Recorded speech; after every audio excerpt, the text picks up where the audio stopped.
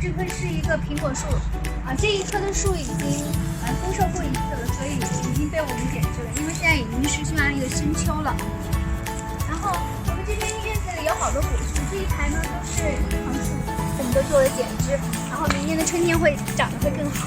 地上的这些树枝因为刚刚剪下来，所以让它风干一下，然后所以都没有收拾。这是我们家的一个大苹果树，已经采摘了2次了。然后现在我发现上面还有很多的苹果，然后现在都已经变红了。这个苹果的口感是酸酸甜甜的，其实有一点像我们小时候的味道，和现在苹果的口味不太一样。然后这么多的苹果呢，我也在想要怎么办。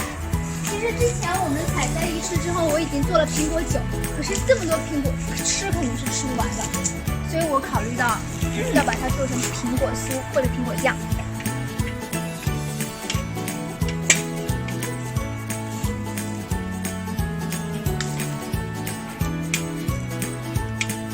苹果挺好的，很漂亮的一个苹果。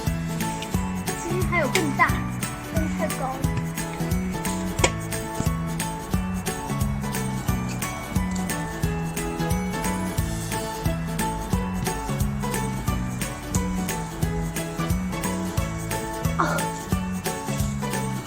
哇，这个苹果好红，我准备拆，让我来尝一下。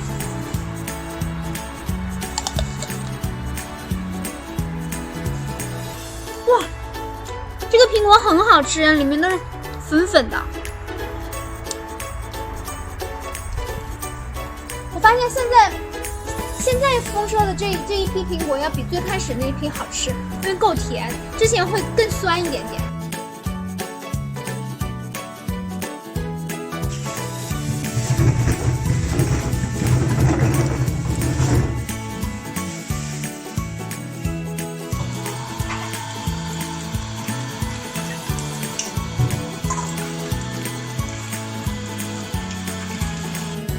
我们把苹果都切成小块，方便一会儿料理机打碎。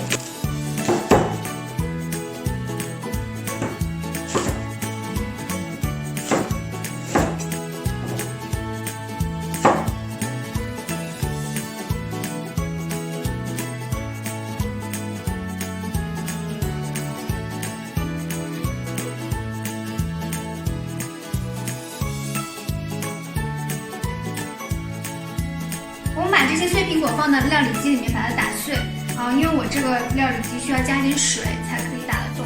但如果你有那种不需要加水的破壁机或者是搅拌机，那是更好了，那可以节约我们搅拌最后炒馅的时间。我现在加点水。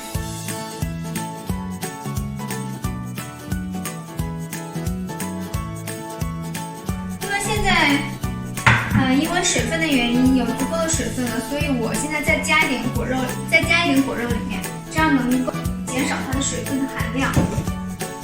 我也可以少加一点水。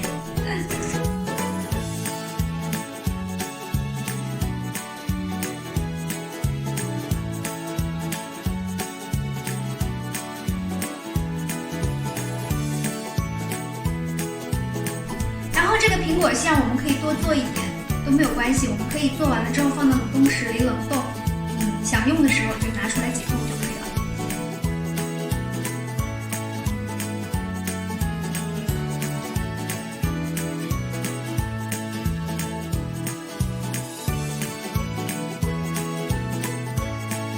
我们现在得到的就这样的一个泥状物，颜色会有点深，因为苹果很容易氧化，但是没有关系，因为我们现在是做馅儿。如果做馅，苹果的本身的甜度是不够的，所以我们需要加糖。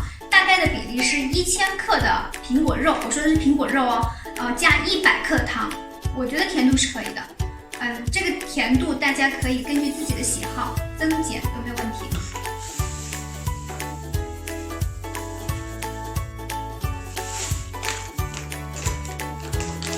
我现在拿锅过来，然后我建议大家都用不粘锅来做这个炒馅儿，因为这样可以防止粘在那个锅的四壁。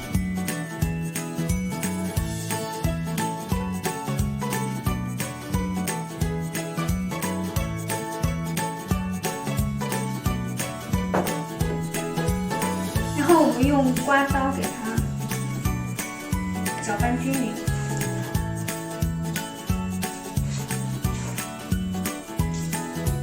我们现在放到炉子上炒馅儿，但是大家一定要记住，要不停的搅拌，为了防止底部糊锅。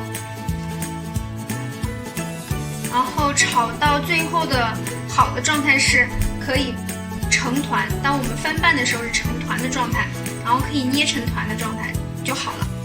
然后因为放凉之后，我们的馅儿会更干一点点。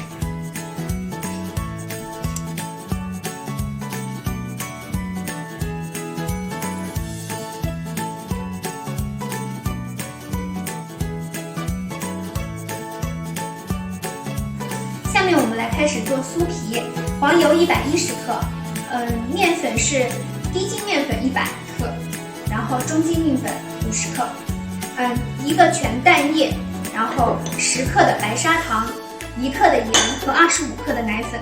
那我们按顺序来放入我们的料理机。黄油是提前我软化了的，然后放入我们厨师机里面，我待会儿用厨师机给它擀发。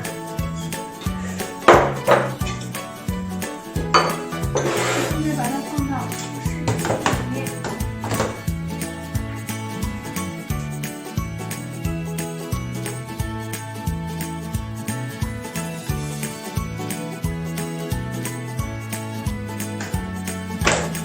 然后下面呢，我们加入全蛋，加入白砂糖，加入盐，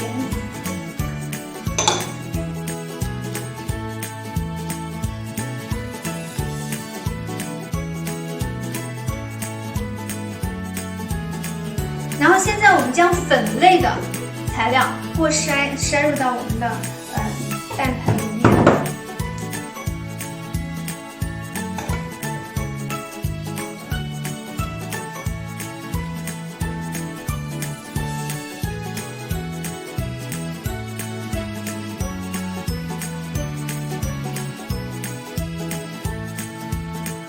然后我们现在不要用厨师机做搅拌，我们用刮刀，我们这样拌匀。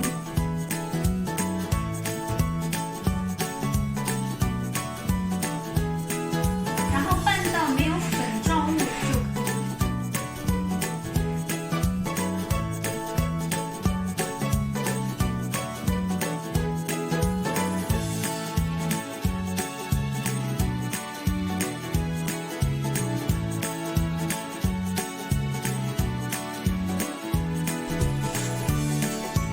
然后我们戴上手套，将面稍微和匀一点。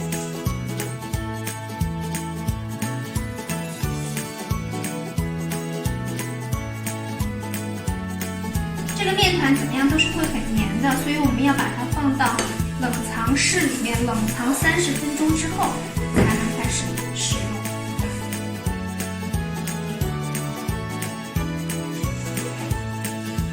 大家可以看到现在状态还是很黏的，我们这时候把它装到保鲜袋里面，放到冷藏室里冷藏。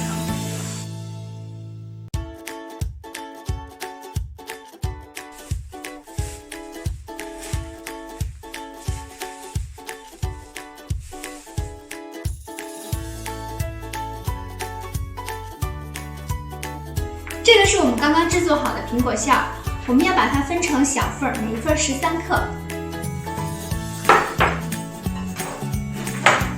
这个是冷藏2个小时之后的面团，我们要把它分成小份儿，每一份23克。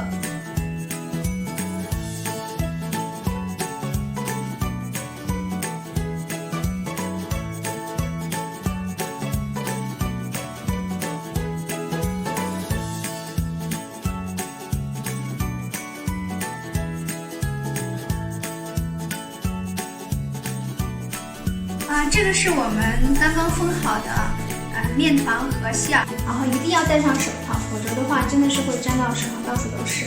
然后另外呢，我建议大家选择精确到0.1克的厨房秤。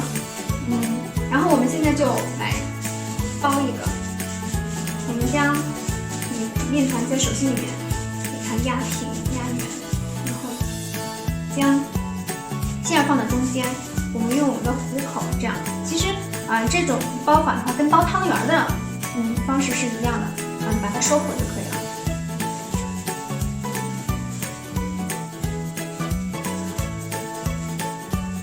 收口，可以放在这里。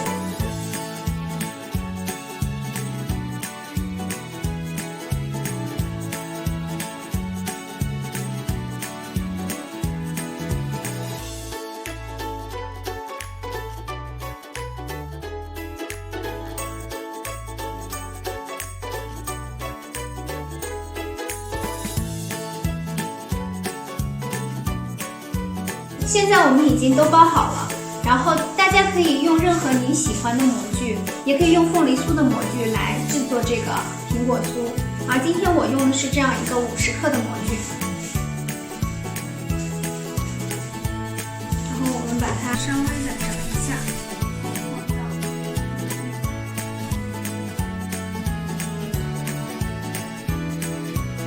再受力，压的时候力量均匀。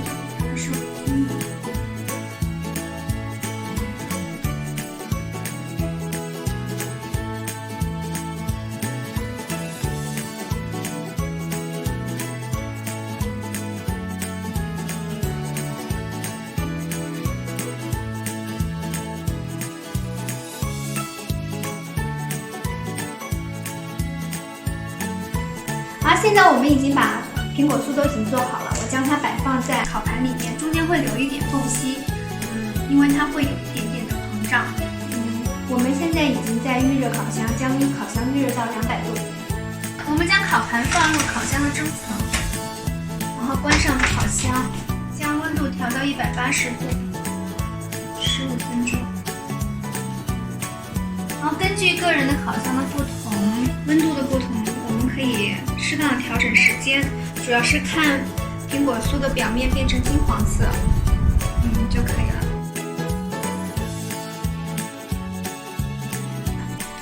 苹果酥出炉了，摊凉一点大家就可以享用了，然后配上一杯咖啡，完美的下午茶。